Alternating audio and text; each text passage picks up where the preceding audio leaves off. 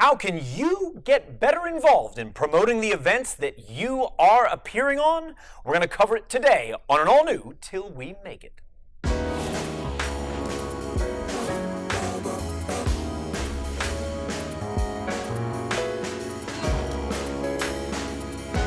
I'm Mike Quackenbush. This is Till We Make It, and I want to respond to an idea that came in through our Twitter account. We are on Twitter, as a matter of fact. It's linked below in the show notes. Someone asked about the degree to which they should be involved in helping to promote the event on which they are booked. And this is a fine question, and I want to break it down into a couple different categories. But as a top-level answer, yes, you absolutely need to be involved in promoting the events that you are on. And there's several different ways in which you can do so. So let's start with that easiest of them all, the low-hanging fruit, social media. What does it take to share or retweet something that is promoting an event that you're on? Like a click. It's about this hard. It burns 0 calories. It takes very little effort or energy. It's easy to do, and you could easily make time once a day to do something like this. If you're one of those people that maintains separate social media for their personal life and their professional life, and if that's the case, I want you to know I applaud you. I think that's a smart move. You might want to dedicate time each day so that you have a balance. Right before you take your lunch break, you might pop into your personal account, and then maybe later on in the day, closer to dinner, you jump on your professional account. Or maybe you want it to match up neatly with when you know social media traffic for pro wrestling fans is higher, like during primetime hours on Monday nights. Great. That's a fine time to dedicate towards social media development and engagement for your professional brand. And that's also when it is probably most helpful and most visible for you to be sharing content related to the promotion of the live events where you have been booked. Compared to some of the stuff we're going to be talking about in just a little bit, social media marketing is definitely the low-hanging fruit of the group. And if the group you're working for does not have an advanced social media presence, it might be incumbent on you to take a photo of yourself and post that, or one of you and your opponent together that you could send out. Maybe the company has their own graphics though, and you might be able to reach out to them or otherwise screen grab some of the images they are using and drop that from your own account, linking back to wherever tickets are on sale. I want to give you this insider tip though. If you're going to take the time to do that, make sure you have a strong CTA, or call to action. Call to action is a marketing term, and what I'm referring to is this. You are going to direct your audience to go somewhere and do something. Go to this link and buy these tickets. Go to this link and order this live stream, or whatever the product might be. But you want to be direct, not indirect. You want to say things like, get tickets now, order the show now. That direct terminology works so much more effectively than when we are indirect. So make sure you craft your CTAs, your call to actions, with that in mind. Direct is best. As a general rule of thumb, your messages on social media that are for marketing or promotional purposes need to be as short, as concise as they possibly can be.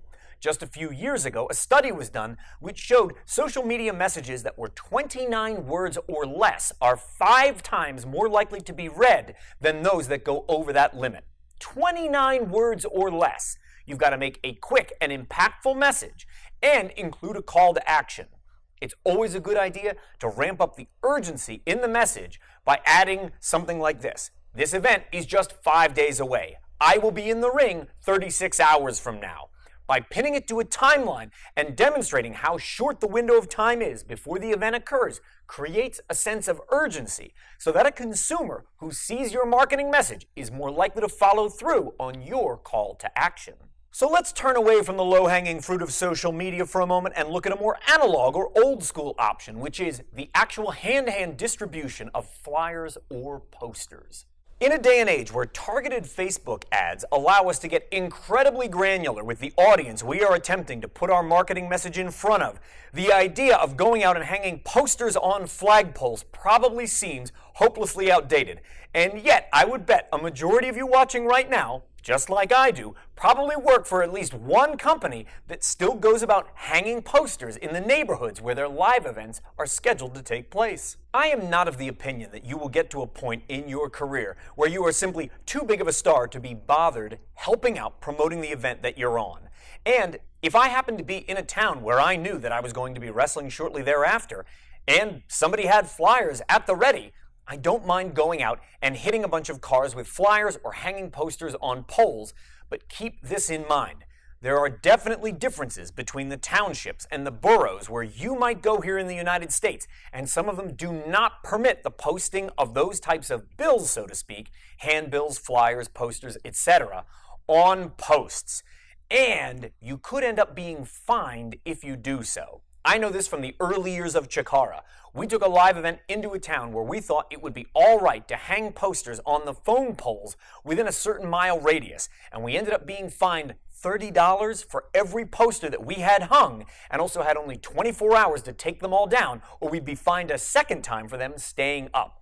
So you'll probably want to seek out a little clarification from the event's promoter before you go crazy with a bunch of posters and a staple gun. If you're looking for a simple way that you can up your game as it comes to being a promoter for the events that you are booked to appear on, consider making your own micro-content.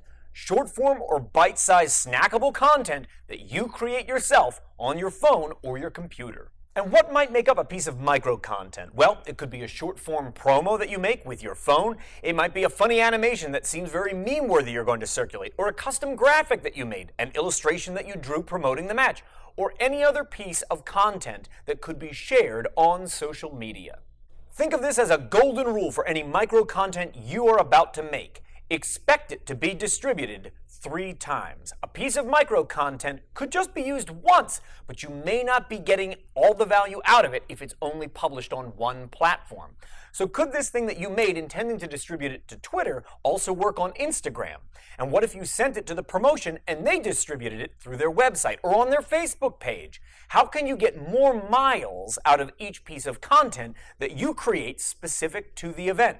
And speaking as someone who puts on events himself, I can tell you, when talent takes the initiative to create micro-content specifically for the event that you have booked them on, it absolutely heightens their overall value to the ensemble and makes them much more likely to be invited back or booked again. And this type of marketing has absolute value. I know this for a fact. A few years ago, a friend of mine who has an online following much larger than mine used to build that into his booking package. You knew that if you booked him at this set price, you were guaranteed to get 3 tweets, this kind of mention over here, a plug over there, and you knew exactly how large his audience was going to be because he outlined all of that up front and you knew what you were buying.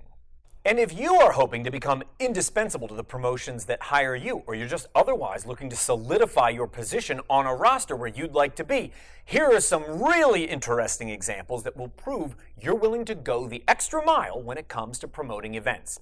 Here's the truth about the society in which we live. A new wrestling podcast is created probably every 5 minutes. They are all over the place. There's hundreds, if not thousands of them. Go ahead, do a search on whatever platform you like to listen to podcasts from. I'll wait. There's like 1 million of them, aren't there? They're everywhere. Everybody's got one. I made one. Everybody makes one.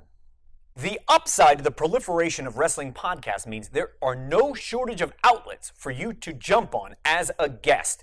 And each one of those podcasts, no matter how large or minuscule, has some kind of following for you to reach with a promotional message about the event you're about to appear on. Doing that, finding the link, making sure that you tag all the appropriate people, like the promotion that booked you, to show them you're willing to go the extra mile and be part of the promotional team, that means a lot.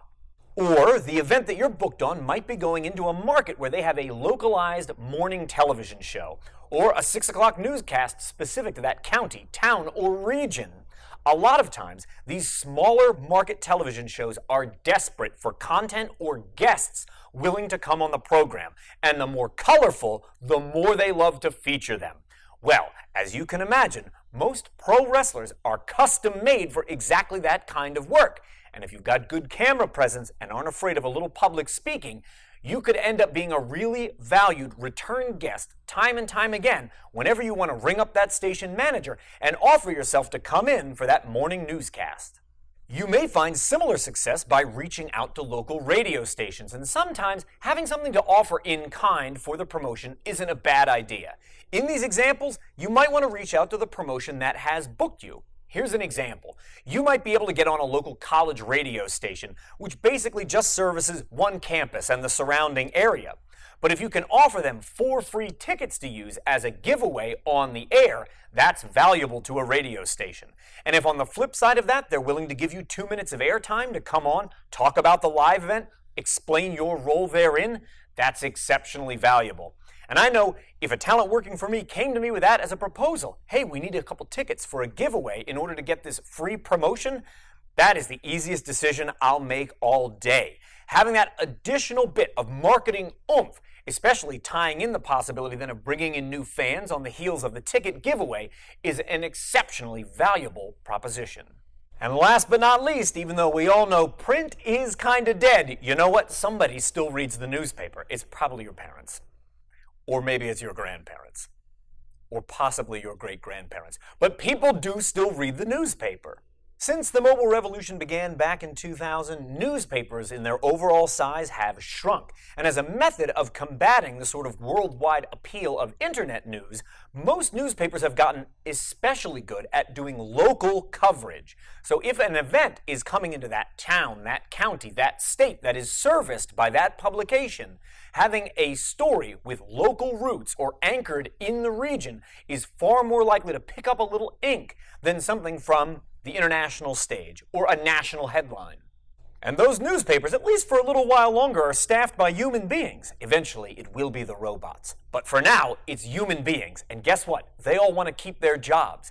If that's true, they're going to have to turn in a certain amount of content on a weekly basis to their editor if they'd like to stay employed.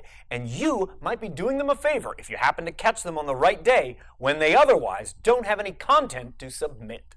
A performer that's willing to go the extra mile and land themselves a spot on a podcast or pick up TV, radio, or print coverage for our event is the kind of person I would always want to have back. That's the kind of person I would want to hire full-time to be part of my roster.